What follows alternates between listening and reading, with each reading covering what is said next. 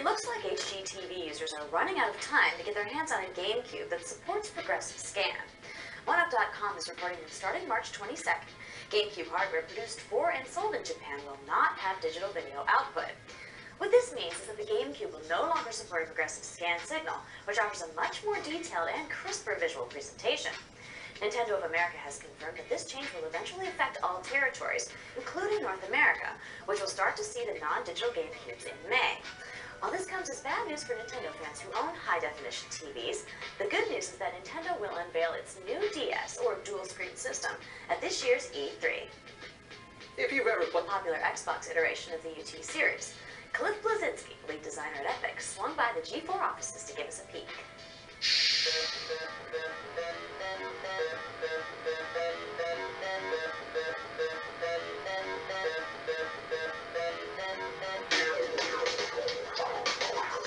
Unreal Championship 2 is built, ground up, Xbox native, not a port of another game. It's completely fresh, completely new, and quite frankly it shows. The game looks leaps and bounds ahead of the original, which was essentially a port of Unreal Tournament 2003. And what we're doing with this is kind of blending certain elements from the fighting genre into the first-person shooter genre. At any given point in the game, you can pop out to third person and take out your enemies in that mode, or pop back into first person.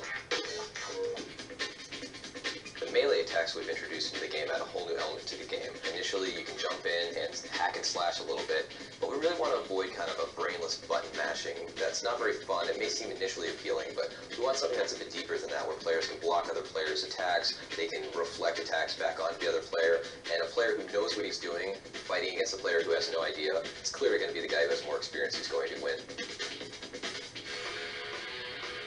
The thumbstick just isn't the same as working with the mouse. So we introduced a whole lot of techniques that allow easier control for players. Targets move around a lot, so we introduced a tracking feature that allows ranged weapons to keep the player on the screen, but they still have to do the fine aiming to get the headshots and the kills. For melee mode, we decided that the principal skill should be closing the ground and getting in close to use your swords, and doing that against a rocket launcher is a lot easier said than done.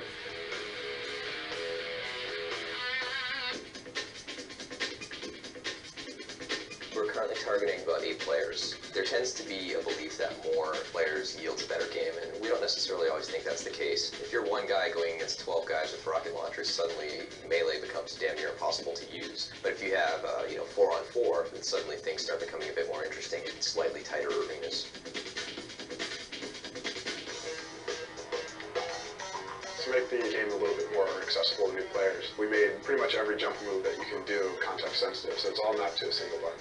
We found that in UT, most players don't double jump. They dodge and then jump because it allows an extra distance and then height. And so we pretty much allowed the jump button to do exactly that. Anytime you hit it, you're going to dodge, and when you hit it again when you're in the air, you'll jump. Unreal's always been popular for allowing you to dodge and zip around the map in all sorts of crazy ways. Unreal Championship 2 is going to continue that tradition, allow you to pop to a third-person view, and essentially leap up walls and get to areas in the map that you never thought possible before.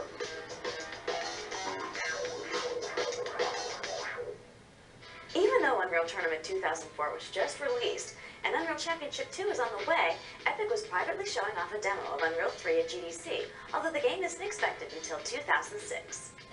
You won't see Unreal Tournament 2004 for the PC in this week's EV Games Top 10, and you also won't see Unreal Championship 2 for the Xbox. That's because this week we're counting down the top 10 PS2 games. Clerics, Knights, and Wizards. Oh my! At number 10 is the latest EverQuest adventure, Champions of Norath. Whether you're middle-aged and balding or you just like legendary cars, your prayers are answered at number 9 with Corvette. James Bond may have the fancy gadgets, but he can't kill you 37 different ways with his bare hands. At number 8 is Jet Li in Rise to Honor. Freshly cut grass, hot dogs, and bench-clearing brawls. Isn't baseball great? Sliding into the number 7 slot is MLB 2005. At number 6 is the game that gives you everything imaginable from a motocross game, minus the bugs in your teeth. It's MX Unleashed. Coming in at number 5 is the best-looking Bond since GoldenEye in James Bond 007 Everything or Nothing. Pack your bags and don't forget the insect repellent and camouflage. At number 4 is Ghost Recon Jungle Storm. Imagine the Incredible Hulk with an even worse attitude and less green, and you get The Suffering, coming in at number 3. Square Enix is the Cadillac of RPG companies, and apparently Drakengard is the Escalade, because it occupies the number 2 spot. And the Boys of Summer get a head start this year as they claim the number 1 slot this week with MVP Baseball 2004.